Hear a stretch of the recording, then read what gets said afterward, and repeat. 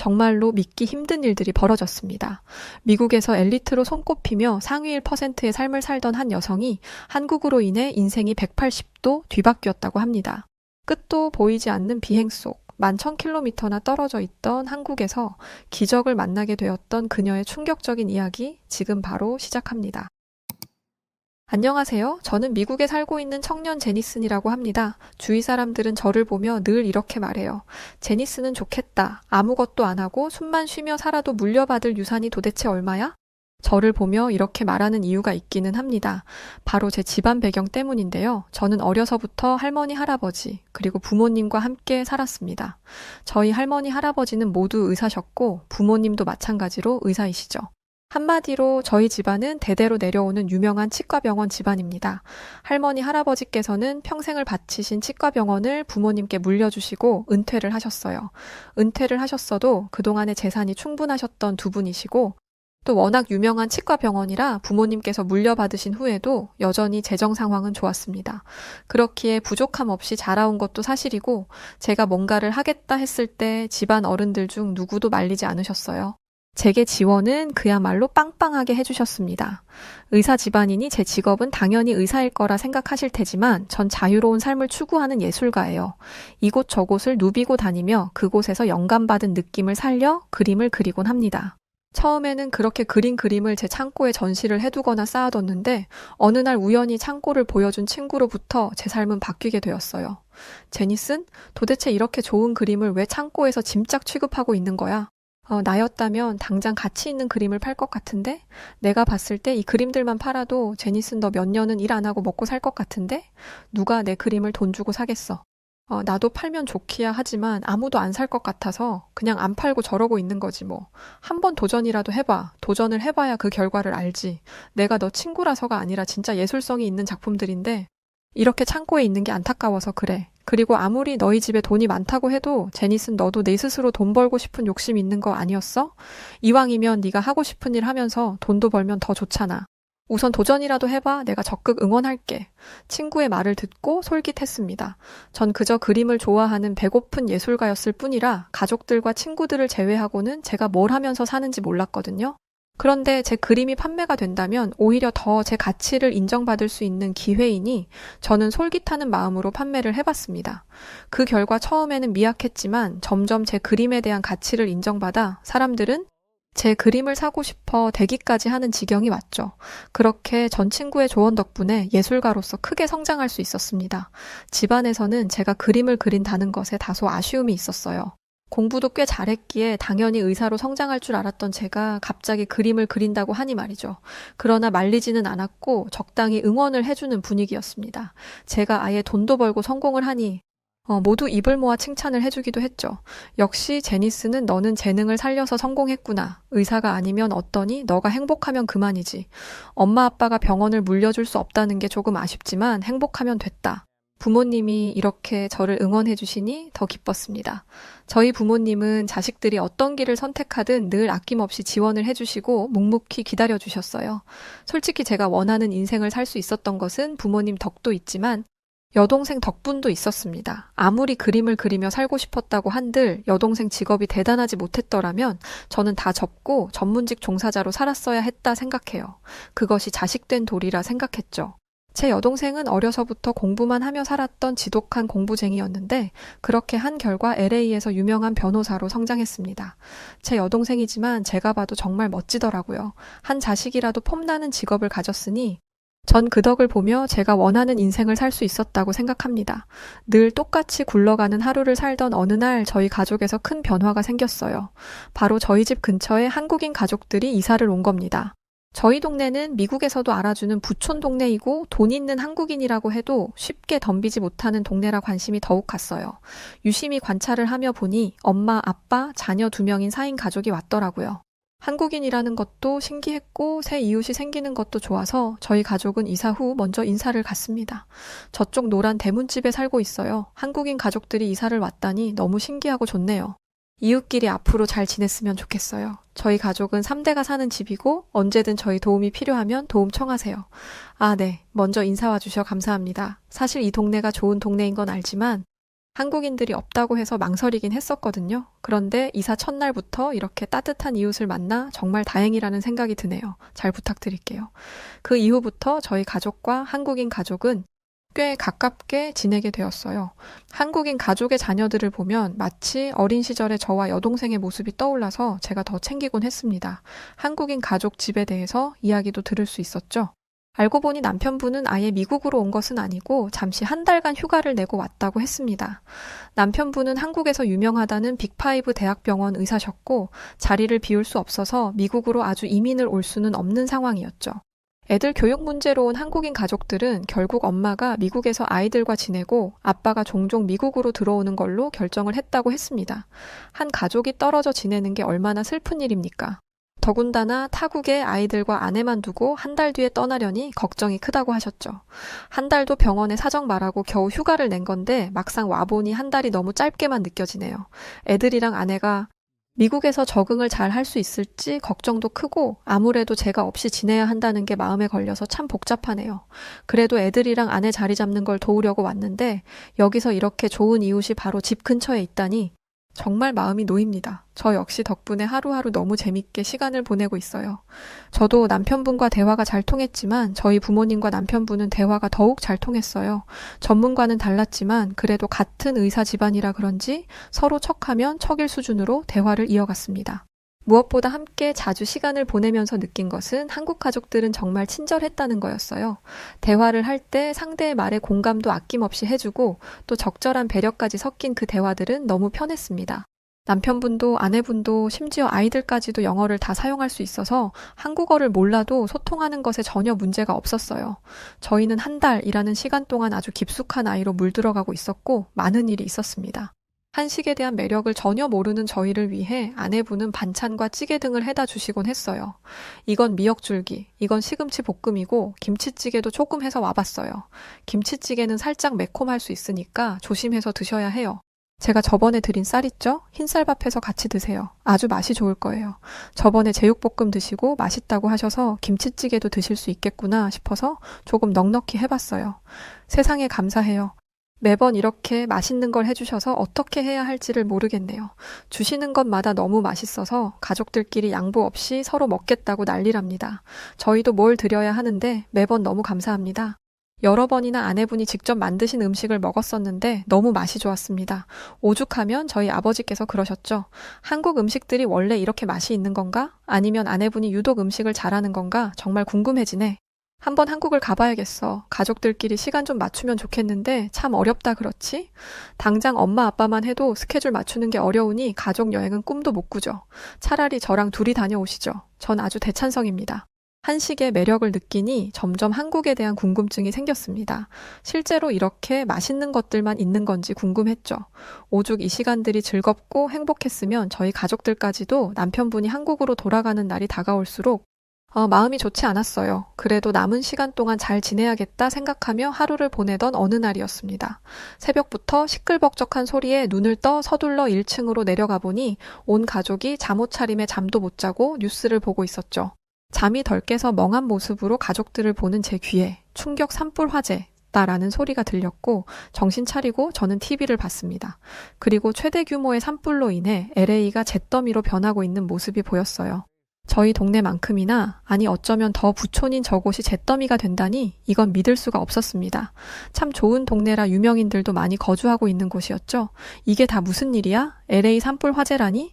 아무리 강풍이 분다고 하지만 어떻게 LA를 집어삼킬 수가 있지? 이거 지금 실제 상황 맞죠? 저 많은 사람들은 다 어디로 대피를 하는 거예요? 전 아무 생각 없이 LA 산불 화재에만 집중하고 있을 때 가족들은 모두 한 곳에 집중하고 있었습니다. 바로 LA에서 유명 변호사로 있는 제 여동생이었죠. 생각해보니 저 동네는 제 여동생이 살고 있는 동네였습니다. 제나한테 무슨 일이 생긴 게 분명해. 애가 연락을 안 받잖아. 동네 불이 저렇게 난 걸 우리가 보면 걱정할 걸 알아서 바로 연락했을 텐데 지금까지 연락이 없는 거 보면 문제가 생긴 게 확실해. 이렇게 있을 게 아니라 당장 저기로 가야겠어. 가족들은 그야말로 난리가 났어요. 이어 뉴스에서는 동생이 사는 그 동네까지도 화마가 집어삼켰다며 실종자를 제대로 파악할 수 없다고만 반복해서 말했습니다. 저희 어머니는 그 뉴스 소식을 접하고 기절까지 하셨어요. 당장 동생의 생사 여부를 확인해야 했습니다. 전 정신이 나간 가족들에게 소리쳤죠. 모두 잠시 조용히 해주세요. 지금 우리끼리 이렇게 울고불고 한다고 해서 제나 소식을 들을 수 있는 게 아니잖아요. 모두 같은 마음이니까 정신 차리고 이성적으로 생사 여부부터 천천히 확인해봐요. 우선 아버지랑 제가 다녀올 테니 어머니랑 할머니, 할아버지는 집에서 제나 연락이나 제나가 올 수도 있으니 기다려주세요. 어딜 가려는 거야, 제니슨? 너까지 잘못되면 엄마 아빠 정말 못 살아 알지? 제나를 찾는 건 좋은데 몸 조심해야 해. 지금 산불이 퍼지는 속도를 어림잡을 수도 없는 수준이라잖아. 그리고 저 근처로 진입하는 것 자체가 불가능하다는데 그건 알고 움직이려는 거지? 걱정 마세요. 제나 이렇게 쉽게 안 가요. 꼬맹이 때부터 얼마나 강인했는지 기억하시죠? 제나 무조건 집으로 올 거예요. 전 그렇게 믿어요. 사실 자신은 없었지만 어떻게든 동생을 집으로 데려오겠다고 말을 하고 아버지와 길을 나섰어요. 그러나 어딜 가도 다 막혀 있었고 진입조차 어려운 수준이었죠. 심지어 생사 여부는커녕 당장 저 동네에 몇 명의 사람들이 있었는지조차 파악을 못하고 있었습니다. 속이 터질 것 같았죠. 도저히 방법이 없는 이 상황에 동생 없이 집으로 간다니 가족들이 더 걱정할 게 눈에 보여서 쉽사리 들어가지도 못했습니다. 바로 그때였습니다. 집에서 전화가 한 통 걸려왔죠. 동생이 집으로 왔다는 소식을 듣자마자 저와 아버지는 당장 집으로 향했어요. 집으로 가서 보니 동생의 상태는 정말 좋지 않았습니다. LA 산불 화재로 인해 동생의 집은 모두 불타버렸고 급하게 대피를 하긴 했으나 연기를 너무 많이 마신 상황이라 치료가 필요하긴 했어요.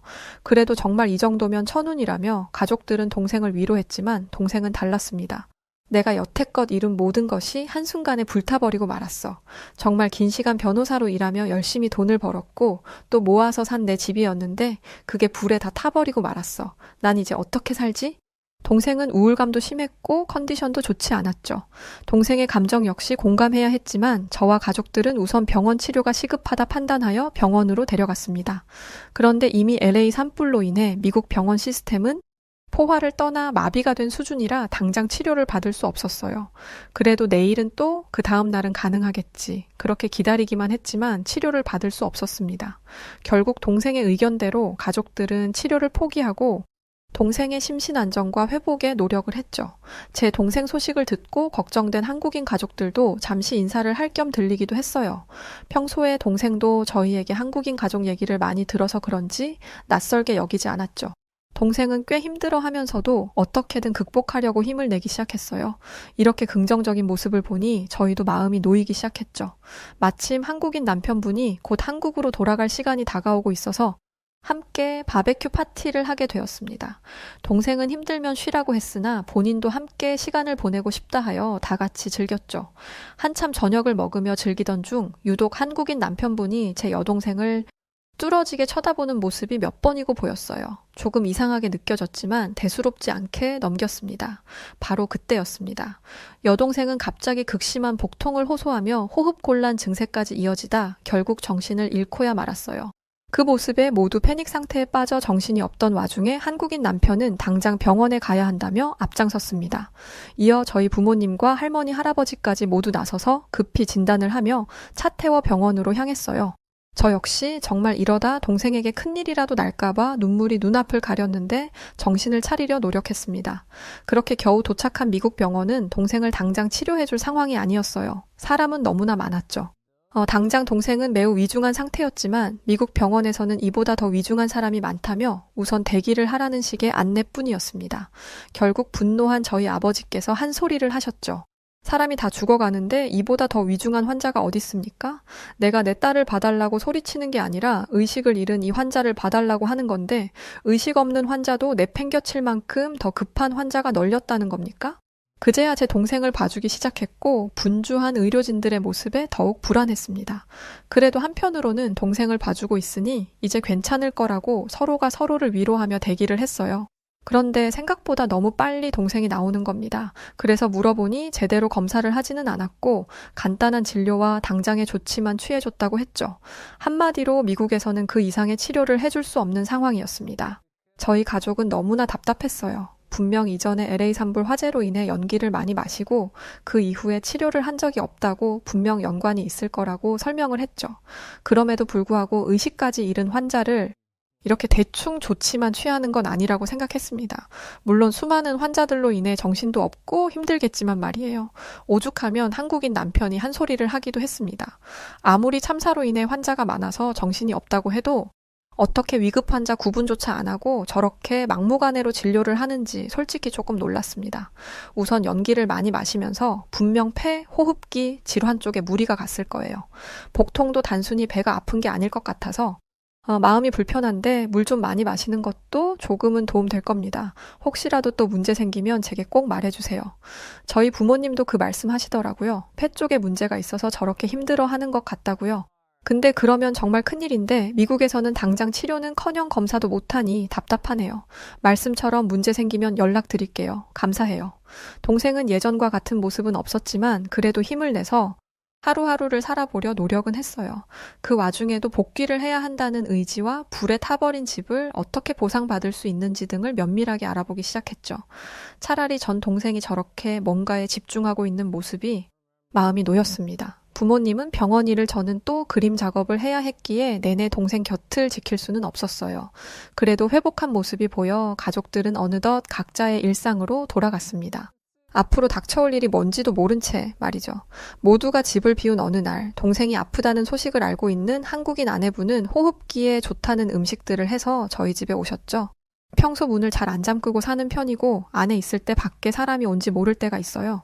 한국인 가족들처럼 저희 집에 자주 오는 손님들은 문이 열려 있으면 그냥 들어오곤 합니다. 그날도 아내분은 음식을 들고 저희 집에 들어오셨는데 사람이 없는 걸 알고 나가려던 바로 그때였어요. 1층 계단 입구 쪽에 동생이 쓰러져 있는 걸 목격하셨죠. 바로 저희 가족에게 연락을 주셨습니다. 제가 음식 드리려고 집에 왔다가 제나 씨가 의식 잃고 있는 걸 발견했어요. 우선 지금 병원으로 이송 중이니 그쪽으로 오세요. 저번에 갔던 병원은 조치가 너무 엉망이라 들어서 다른 곳으로 가고 있거든요. 저랑 남편이 제나 씨 보살피고 있을 테니 걱정 마시고 얼른 오세요. 그렇게 한국인 부부의 도움을 받아 제 동생은 미국 다른 병원으로 급히 이송했고 이전보다는 더 좋은 상황이겠지 기대를 했어요. 적어도 2번이나 쓰러졌다고 하면 검사는 해줄 거라 믿었습니다. 그러나 이 미국 병원 시스템에 또 다시 좌절하고야 말았어요. 동생의 상태가 매우 심각한 수준이라며 검사를 했는데 절망적인 말을 했죠. 이건 지금 병원에서 할 수 있는 게 없어요.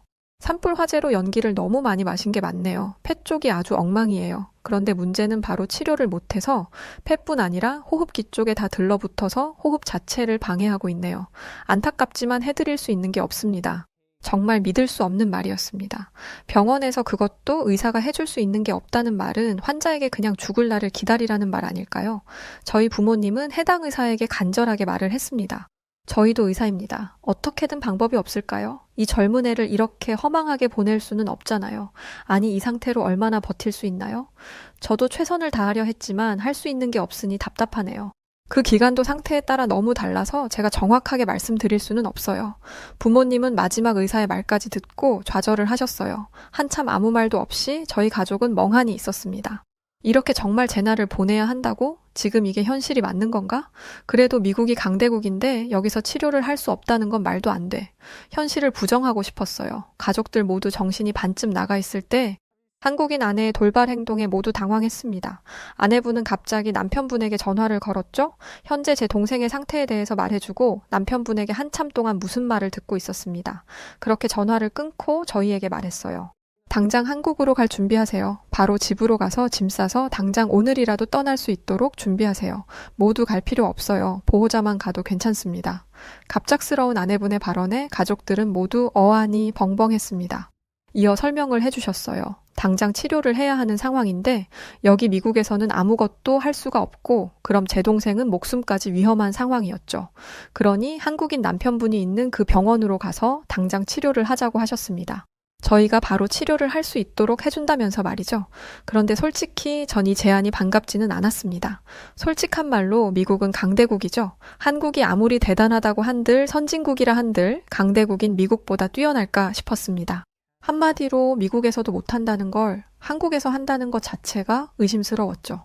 그 말 한마디를 믿고 온 가족이 한국으로 갔다가 더 큰 실망을 하는 것도 싫었고 무엇보다 컨디션이 좋지 않은 동생이 의미 없는 장시간 비행을 하는 것도 걱정이었어요. 한국인 아내분은 주저하는 저희를 보고 우선 1시간 정도 여유가 있으니 생각을 해보고 연락을 달라고 하셨습니다. 그렇게 아내분이 집으로 돌아가시고 전 바로 입을 열었어요. 정말 마음은 고맙고 감사하지만 전 솔직히 한국까지 가는 건 아니라고 생각하는데 모두 생각이 어떠세요? 미국만큼 강대국인 나라는 없잖아요.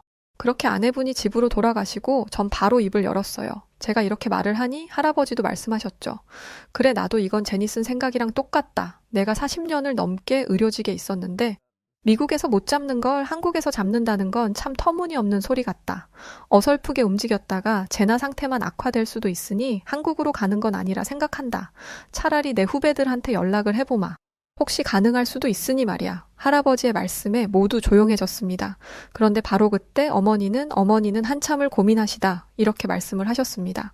제 생각은 달라요, 아버님. 당장 오늘 밤 비행기로 한국을 가야겠습니다.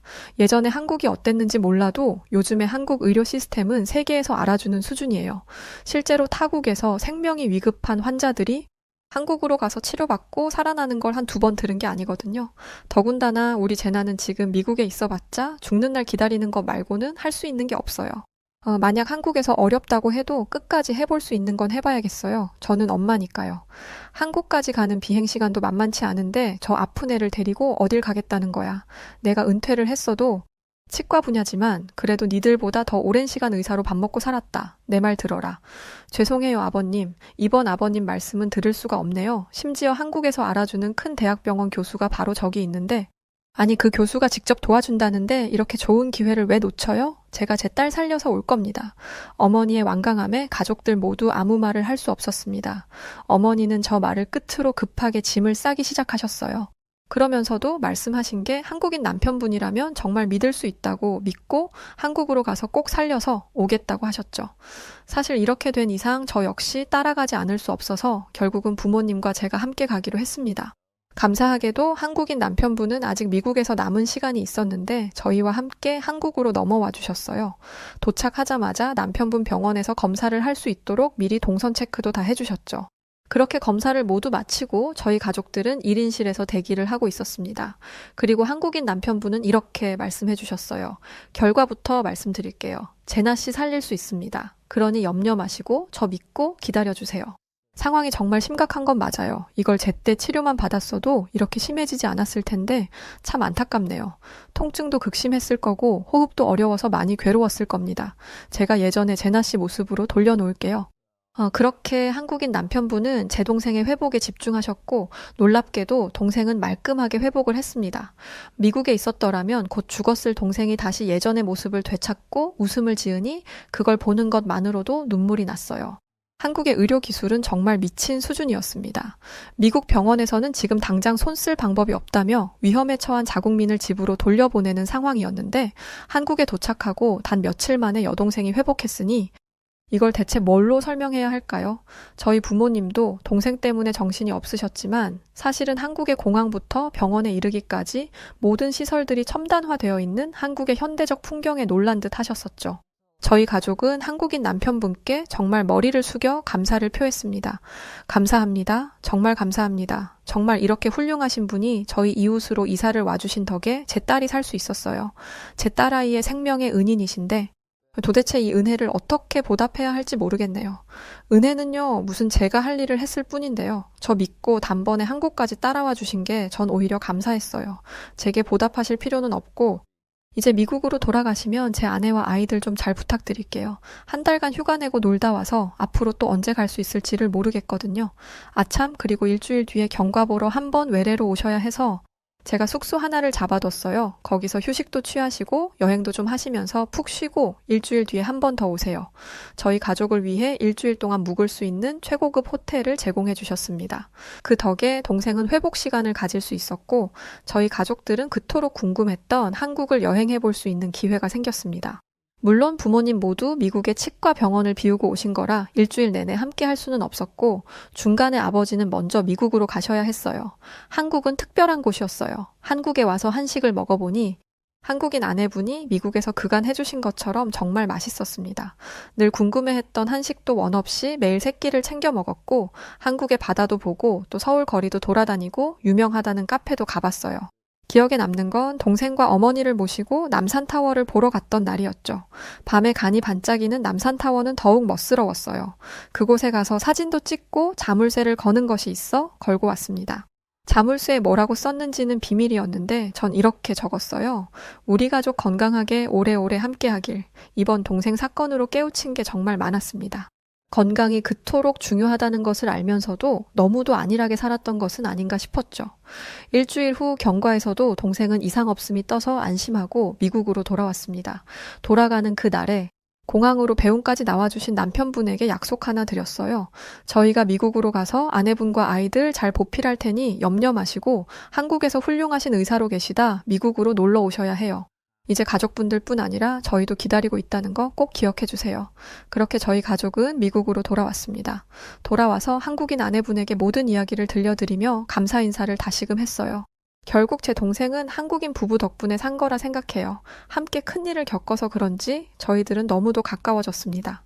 거의 한 가족이라고 봐도 무방할 정도로 말이죠. 심지어 한국인 가족 아이들 첫째의 꿈이 치과 의사라고 하여 저희 부모님께서 도움을 주시기로 하셨습니다.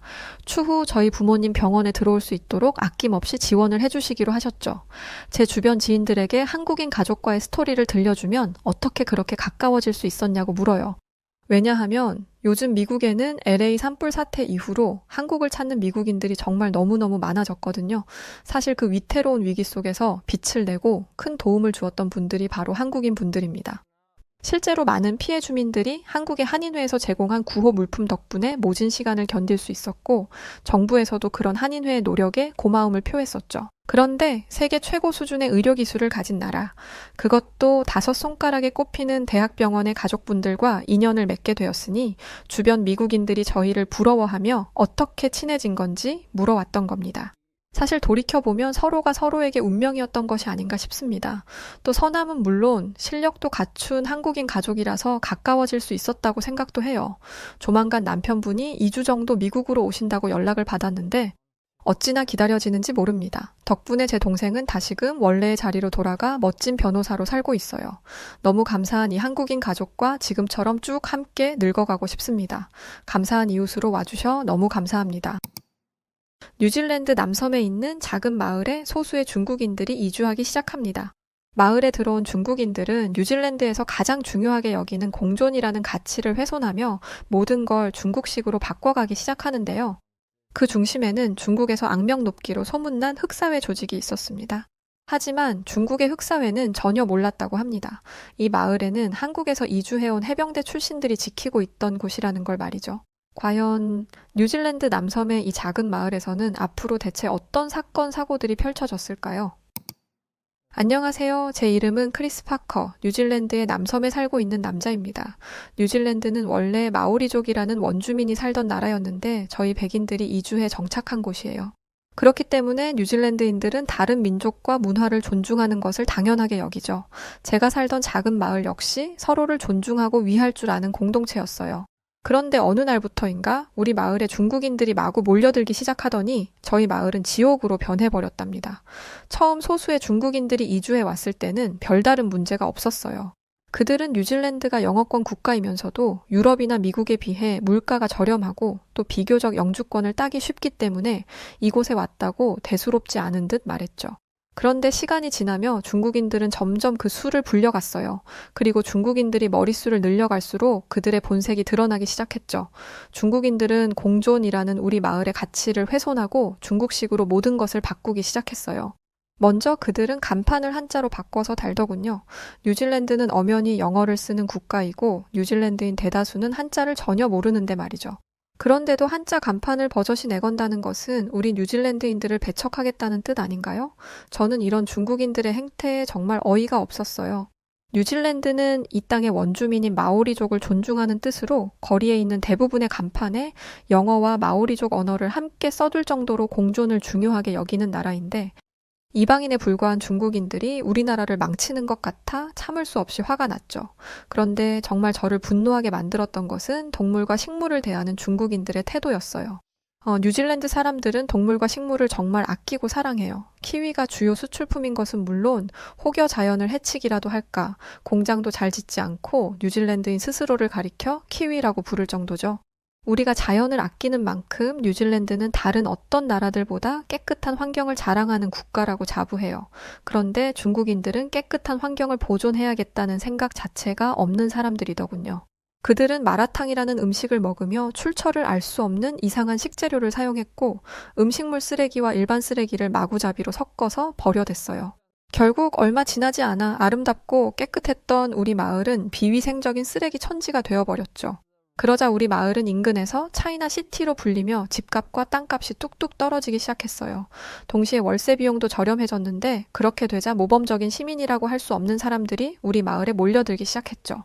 자연히 우리 마을에는 범죄가 발생하는 일이 늘었고 어느새 오후 5시만 되어도 상점들이 문을 닫고 도심이 텅 비어버리게 되었답니다.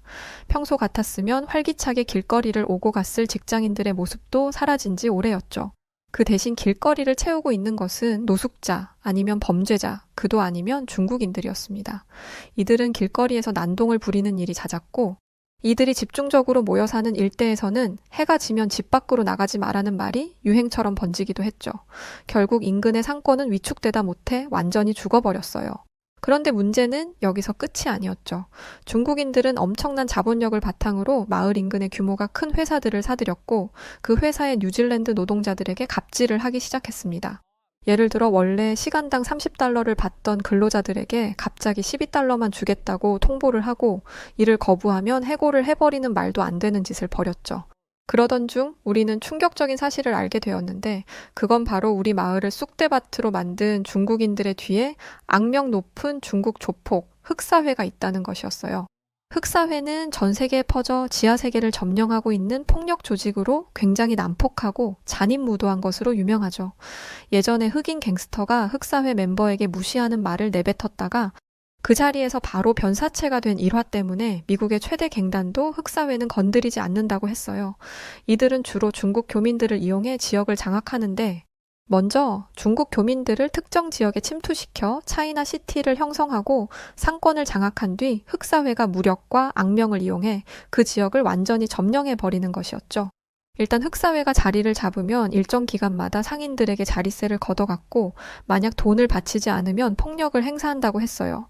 그렇게 무서운 놈들이 우리 마을에 들어왔다는 사실에 주민들은 절망했죠. 이제껏 살아온 삶의 터전을 버리고 이곳을 떠나야 하나 고민하는 사람들도 있었습니다. 그러던 중 예상치 못했던 중국인들의 천적이 등장하는데 그건 바로 한국인들이었습니다. 당시 우리 마을 사람들은 절망과 공포에 사로잡혀 아무것도 못하고 있었고 게으른 경찰들 역시 도움이 되지 못하는 상황이었죠. 하지만 시내에서 작은 24시 한인 마트를 운영하시던 김씨 아저씨네만은 다르더군요. 아니 그러고 보니 김씨 아저씨네 뿐만이 아니었어요. 우리 동네에 사는 한국인 가족들은 전부 평소와 다름없는 일상을 살고 있더군요. 평소처럼 청소를 하고 가게를 운영하고 이웃을 만나면 인사를 나누고 오히려 너무나 평소와 같아서 충격적일 정도였어요. 어안이 벙벙해진 마을 사람들은 한국인들에게 다가가 당신들은 흑사회가 무섭지도 않냐고 물었죠. 그러자 한국인들은 충격적인 답을 내놓았습니다. 그들은 중국인을 비롯한 흑사회가 발톱의 때만큼도 무섭지 않다고 하더군요. 저는 처음에 한국인들이 허풍을 친다고 생각했어요. 아니면 공포에 이성이 마비되었거나요. 그런데 한국인들의 자신감에는 뚜렷한 근거가 있었습니다. 한국인들은 과거 이미 흑사회를 잘근잘근 짓밟아 버린 경험이 있더라고요. 지금으로부터 20년 전 세계로 세력을 확장해가던 흑사회는 한국의 서울, 가리봉동 일대에도 조직원들을 보냈고 그 일대를 쑥대밭으로 만들기 시작했다고 해요. 그때만 해도 흑사회는 손쉽게 한국을 차지할 수 있을 거라고 생각했죠. 그렇게 각종 불법 사업에 뛰어들어 떼돈을 벌겠다는 단 꿈에 빠져있던 순간 생각지도 못한 일이 일어나고 맙니다. 흑사파 조직원 7명이 구속되고 25명이 불구속 입건되며 한국에서 흑사회가 완전히 괴멸되어버린 경이로운 일이 벌어진 것인데요. 이 사건의 뒤에는 한국인 특유의 단결력과 엄청난 전투력이 숨어 있었다고 합니다. 먼저 다른 국가의 상인들은 흑사회가 협박을 하면 그대로 무릎을 꿇어버리는데 한국의 상인들은 흑사파에게 겁을 먹기는커녕 그들에게 꺾이지 않는 기계를 보여주었다고 해요. 거기에 더해 흑사회 조직원이 숨어있는 장소를 신고하거나 자신이 목격한 것을 경찰에 적극적으로 증언하여 흑사파 일당을 소탕하는데 1등 공신 역할을 했다고 하더라고요. 여기에 발맞춰 압도적인 무력과 투철한 사명감을 가진 한국의 경찰들이 신속하게 출동하여 흑사회 조직원들을 박살낸 것이고요. 흑사회 놈들은 그 수법이 잔인하고 극악무도한 것으로 전 세계적으로 유명한데 그런 놈들을 한 방에 때려잡았다니 새삼 한국인들의 능력에 감탄하게 되더군요. 결국 저희는 믿을 것은 한국인밖에 없다는 결론에 도달하게 되었고 김씨 아저씨네를 비롯한 한국인들에게 부탁하기 시작했어요. 우리 마을을 좀먹고 있는 저 중국인들을 내쫓아달라고 말이죠. 그러자 김씨 아저씨는 이렇게 말씀하셨습니다. 중국인들은 끈질긴 경향이 있어요. 한번 이곳에 발을 들인 이상 쉽게 포기하지 않을 겁니다. 이건 긴 싸움이 될 거예요. 그래도 우리 모두 힘을 내서 싸워보도록 하죠. 한국인들은 위기가 닥치면 더 강해지거든요. 우리 절대로 나쁜 놈들에게 굴복하지 맙시다. 그날 이후 우리 마을 사람들은 변화하기 시작했어요. 중국인들에 대한 패배감과 두려움을 떨쳐내고 우리가 원래 살던 일상으로 돌아왔죠. 우리는 먼저 중국인들이 더럽힌 우리 마을을 깨끗하게 청소하기 시작했어요. 깨진 유리창이 있으면 튼튼한 유리로 갈아 끼우고 지저분한 낙서가 되어 있는 벽면은 깨끗하게 다시 칠했죠. 그러자 우범지대 같아 보여서 당장이라도 범죄가 일어날 것만 같아 보였던 우리 마을이 원래의 모습을 되찾기 시작했습니다. 사람들은 다시 활기를 띠고 거리를 걸어 다녔고 그럴수록 마을은 점점 더 안전해졌죠. 물론 그 과정이 쉽지만은 않았습니다. 부끄러운 이야기지만 백인들 중에는 동양인을 무시하는 인종차별주의자들이 있고 그들은 우리가 왜 열등한 동양인의 지시에 따라야 하냐며 비협조적으로 나왔죠. 그들의 무례한 태도에 화를 내거나 우리를 도와주는 것을 중단할 법도 한데 한국인들은 그러지 않았어요. 오히려 한국인들은 이성과 논리로 백인들의 억지에 맞섰죠. 나중에 알고 보니 한국인들은 대체로 높은 학력을 가지고 있을 뿐만 아니라 기본적으로 지능이 높다고 하더군요. 그런 똑똑한 한국인들 덕분에 우리 마을 사람들은 별탈 없이 하나로 똘똘 뭉칠 수 있었답니다. 이어서 한국인들은 다음 계획을 내놓았는데 그건 바로 중국인들이 장악한 시장을 다시 빼앗아 오는 것이었어요. 물론 합법적인 방법으로 말이죠. 한국인들이 내놓은 방안은 중국인들이 절대 따라할 수도 없고 강제로 빼앗아 갈 수도 없는 독창적인 것이었어요. 그게 뭔지 아세요? 바로 한국의 문화를 이용해 시장을 형성하는 것이었어요. 이것은 요즘 전 세계의 한국의 드라마와 음악, 음식, 패션 등 모든 것이 주목받고 유행하기 때문에 가능한 계획이었죠. 먼저 우리는 한국 스타일의 주점을 연다는 광고를 SNS에 대대적으로 했어요. 그리고 가게들에는 요즘 유행하는 케이팝을 크게 틀고 한국에서 인기 있는 메뉴인 해물파전, 떡볶이, 양념치킨들을 준비했죠. 잠시 후 우리가 올린 광고를 본 젊은 사람들이 하나둘씩 가게를 찾기 시작했고 우선 한국인들이 한국 스타일로 손님들에게 서비스를 제공하기 시작했어요. 우리는 그 모습을 잘 보고 배우기로 했죠. 그런데 한국인들이 손님을 대하는 방식은 뉴질랜드인들과 정말 다르더군요. 먼저 한국인이 운영하는 가게의 편리한 점은 테이블에 벨이 설치되어 있다는 것이었어요. 손님들이 직원을 부르고 싶을 때 그 벨을 누르면 띵동 소리가 나고 곧이어 재빠르게 직원이 달려와 주문을 받았는데 그건 정말 획기적으로 보였답니다. 사실 뉴질랜드 식당에서 직원을 부를 때는 난감한 경우가 많거든요. 아무리 불러도 직원이 못 듣는 경우도 있고 직원이 어디에 있는지 당초에 보이지 않는 경우도 있어서 말이죠. 그런데 한국의 테이블에는 벨이 있으니까 손님이 큰 목소리를 낼 필요도 없고 직원을 찾아 두리번거릴 필요도 없어서 매우 편리해 보였어요. 나중에 알아보니 한국인들은 편리함과 효율성을 굉장히 중요하게 여긴다던데 그래서 이런 센스 있는 발명품이 만들어진 것 같았죠. 또 한국은 손님이 주문한 메인 메뉴 외에도 팝콘이나 젤리 같은 사이드 메뉴를 주고 그것들을 별도의 추가 금액 없이 계속해서 리필해 주더군요. 의아해진 저는 손님들이 사이드 메뉴만 계속 리필해 먹으면 가게 입장에서는 손해일 텐데 한국의 가게는 왜 이런 정책을 가지고 있는 거냐고 물었어요. 그러자 돌아오는 답은 전혀 생각지도 못한 것이었습니다. 한국인들은 성격 자체가 정이 많아서 원래 남을 챙겨주는 것을 좋아한다고 하더군요.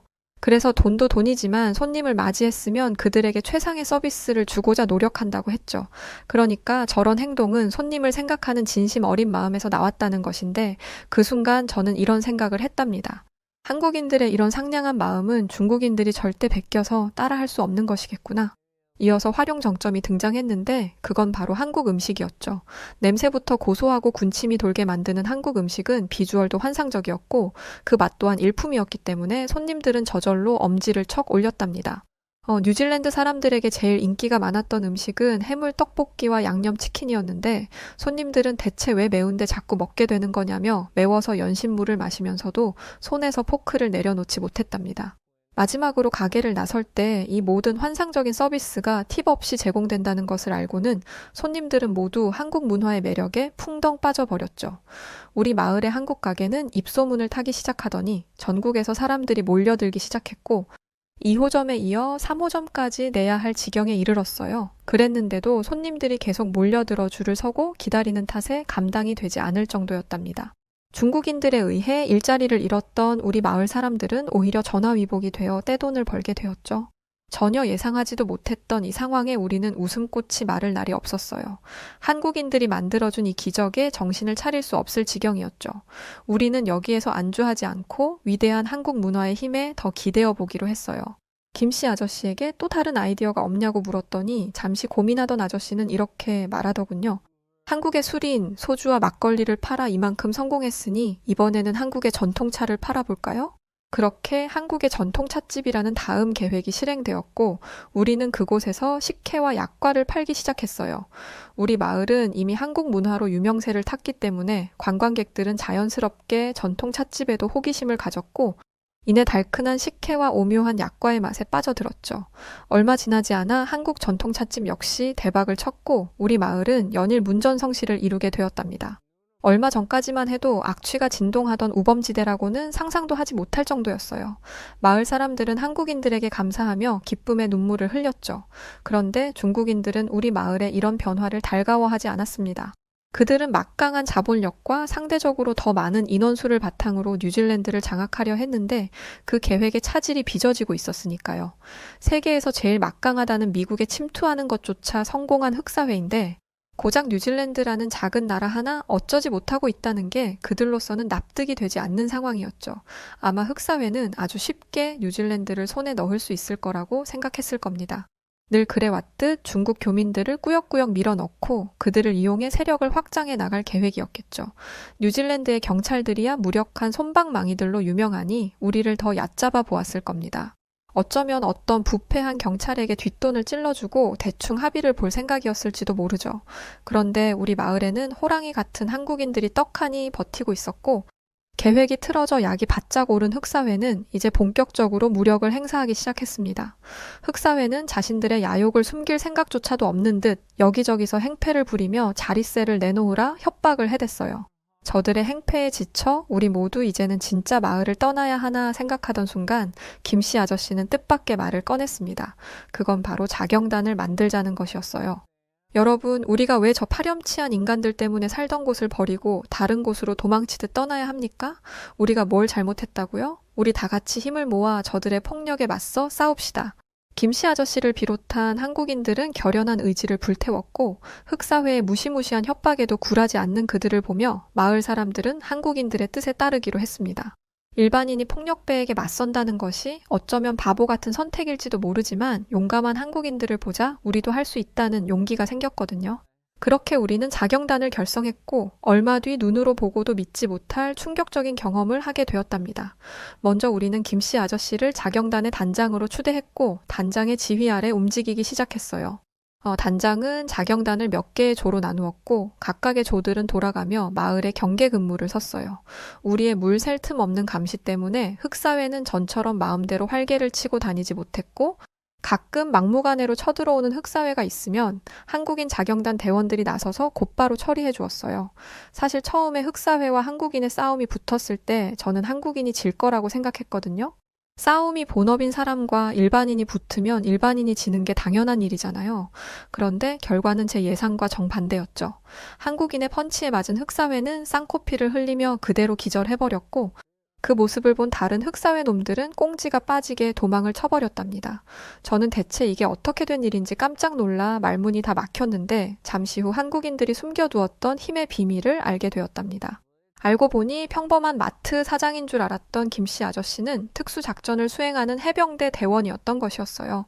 뿐만 아니라 다른 한국인 아저씨들 역시 모두 군대를 다녀온 경험이 있고 어렸을 때부터 태권도라는 무술을 배웠다고 하더군요.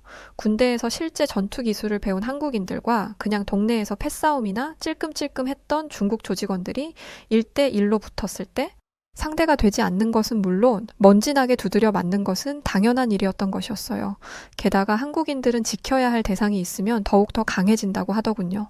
이것은 평범한 싸움이 아닌 나와 우리 가족이 뿌리 내리고 살아갈 삶의 터전을 지키는 일이니 한국인들은 그 어느 때보다 진심이었고 그 어느 때보다 강해져 있었죠.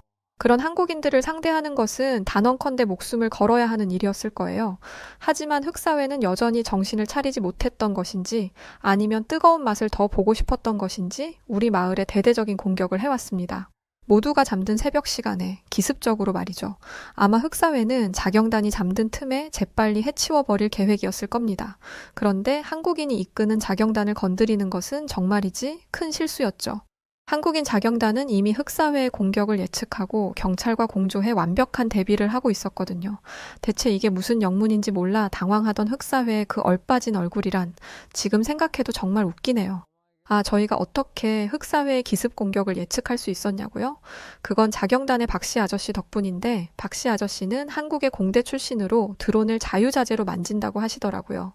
박씨 아저씨의 드론을 통해 흑사회 놈들이 아지트에서 뭘 계획하고 있는지 전부 알 수 있었고 그동안 모아온 CCTV 자료를 더해 경찰에 신고할 수 있었죠. 완벽한 증거를 들이밀자 엉덩이 무겁기로 소문난 뉴질랜드 경찰도 움직일 수밖에 없었던 거고요. 다시 말해 흑사회 놈들은 처음부터 한국인들의 손바닥 위에서 놀고 있었던 거랍니다. 그렇게 뉴질랜드를 차지하려던 흑사회의 야심찬 계획은 완벽하게 실패로 돌아갔고 혼란에 빠진 흑사회 놈들은 온통 넋이 나간 채 체포되었어요.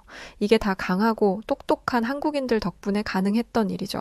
이제 와서 하는 말이지만 흑사회 놈들 깜냥도 안 되면서 왜 한국인들에게 덤볐던 걸까요? 오르지 못할 나무는 쳐다보지도 말라는 옛말도 있는데 말이죠. 제발 이 일을 계기로 그들이 뭔가를 배웠기를 바랍니다. 그날 이후 우리 마을 사람들은 계속해서 마을을 가꾸어 나갔어요.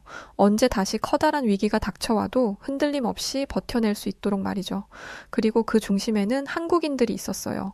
한국인들은 마을 사람들이 나태해지려 할 때마다 강인한 정신력으로 우리를 이끌어 주었고 근면 성실한 그들은 존재 자체만으로 우리에게 귀감이 되어 주었답니다. 모두가 기피하는 우범지대에서 사랑받는 도시로 거듭난 우리 마을을 보며 새삼 감탄하고 있을 때 김씨 아저씨가 재미있는 이야기를 해주시더군요. 옛날에 한국은 세계에서 손꼽히는 가난한 나라였던 적이 있다고. 하지만 새마을 운동과 온 국민의 피땀 어린 노력으로 현재는 세계에서 손꼽히는 부강한 국가가 되었다고. 그것이 너무 자랑스럽다는 이야기였죠. 저는 한국이 그런 역사를 가지고 있었는지 몰랐기에 깜짝 놀랐죠. 현재 제가 아는 한국은 세계의 유행을 선도하고 10손가락 안에 드는 부유한 나라니까요. 저는 김씨 아저씨에게 이렇게 물었어요. 아저씨, 한국은 석탄이나 석유 같은 지하 자원을 가진 나라도 아니고 미국처럼 땅이 넓은 것도 아니고 중국이나 인도처럼 인구가 많은 것도 아닌데 무슨 저력이 있길래 성공할 수 있었던 거죠? 그러자 김씨 아저씨는 빙그레 웃으시더니 한국이 가진 저력은 한국인 그 자체라고 하시더군요. 한국은 그동안 수없이 많은 외세의 침략을 겪었고 IMF라는 경제 위기, 기름 유출 사건 등의 위기도 겪었지만 그 모든 위기들을 국민들이 하나 되어 이겨낸 엄청난 저력을 가지고 있는 국가이고 그 저력은 국민들로부터 나왔다고 설명해 주셨어요. 김씨 아저씨의 이야기에 빠져든 저는 더 자세히 이야기해 달라고 했고 아저씨는 이야기를 이어가셨죠. 옛날에 한국이 조선이라고 불리던 때였어. 그때 조선은 일본의 침략을 받았는데 상황이 어려워지자 백성들이 스스로 의병이라는 조직을 만들어 나라를 지켰지. 심지어 여자와 아이들도 돌을 들고 일본군에 맞서 싸워 대승을 거두기도 했어. 그 이야기를 들은 저는 감탄하지 않을 수 없었어요. 세상에 이렇게 멋진 민족이 또 있을까 싶더라고요. 한국인들은 그야말로 기적을 만들어내는 사람들인 것 같습니다. 한국과 한국인들에게 완전히 반해버린 저는 한국어 공부를 하기로 했어요. 한국에 대해 더 많은 것을 알고 더 많은 것을 배우고 싶어졌기 때문이죠.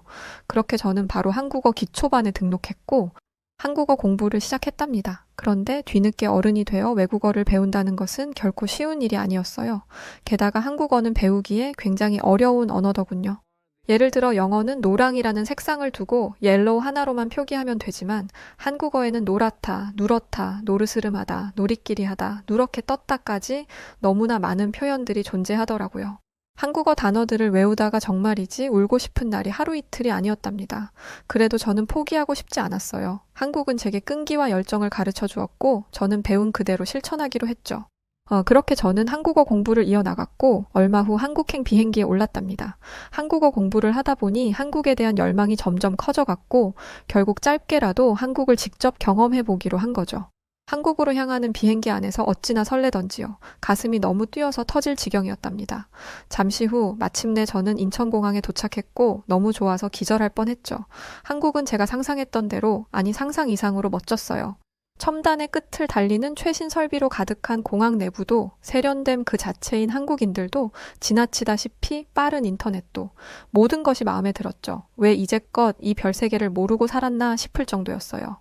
저는 한국에 일주일 머무를 계획이었는데 할 수만 있다면 일주일이 아니라 100년이라도 한국에 있고 싶었습니다.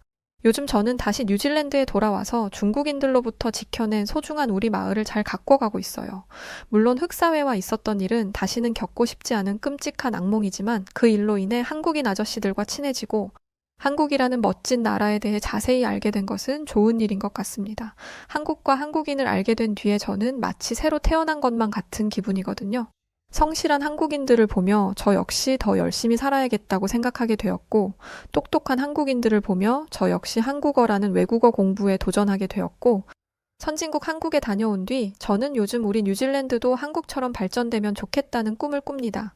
물론 저는 소시민일 뿐이니 나라 전체를 바꿀 수는 없겠지만 우리 마을만이라도 한국을 본따서 조금씩 발전시켜 보려고 해요. 한국인들이 무에서 유를 만들어내는 기적을 보여준 것처럼 저 역시 끈기 있게 노력하면 잘 할 수 있을 거라고 굳게 믿고 있습니다. 저희 마을 도와준 한국인 분들에게 진심을 다해 감사함을 표합니다. 자, 오늘 사연은 여기까지입니다. 전 사실 사연 보다가 오늘 처음 흑사회라는 중국 조직을 알았어요. 인터넷으로도 보니 정말 악명 높은 조직이더라고요. 그걸 직접 몸으로 경험했다니 정말 무서웠을 것 같아요.